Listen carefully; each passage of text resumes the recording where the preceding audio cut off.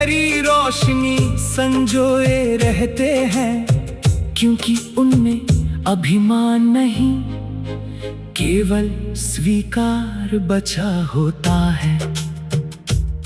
मैंने अब तुम्हें पुकारना छोड़ दिया है। तुम्हारा नाम मेरी प्रार्थनाओं का मौन बन चुका है।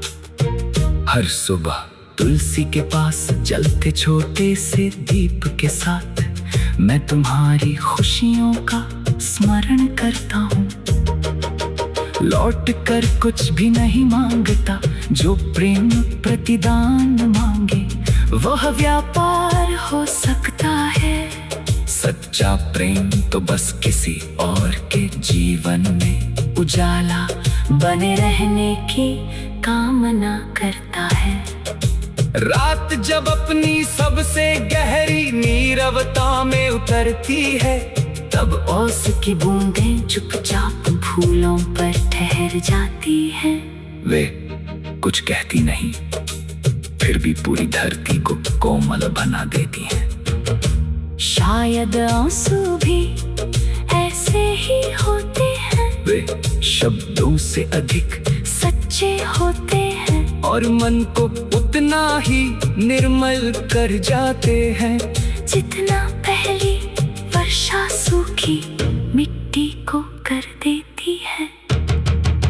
यदि कभी तुम्हारे जीवन की राहों में मधुर वसंत लौटे, यदि तुम्हारे आंगन में हंसी के फूल खिले, तो मेरी स्मृतियों की कोई छाया उस उजाले को स्पर्श ना करे। मेरी हर अधूरी चाह तुम्हारे पूर्ण सुख का आशीर्वाद बन जाए। यही मेरे सबसे शांत आरती है, यही मेरे प्रेम का अंतिम पुष्प है। अब मैं समझ चुका हूँ कि कुछ गीत किसी मंच पर नहीं गाए जाते, वे नदी की धीमी धारा में बहते हैं, मंदिर की घंटियों की प्रतिध्वनि में छिपे रहते हैं, दीप की कांपती लौ में चमकते हैं, और एक विरही हृदय की मान धड़कनों में जीवन भर गूंजते रहते हैं।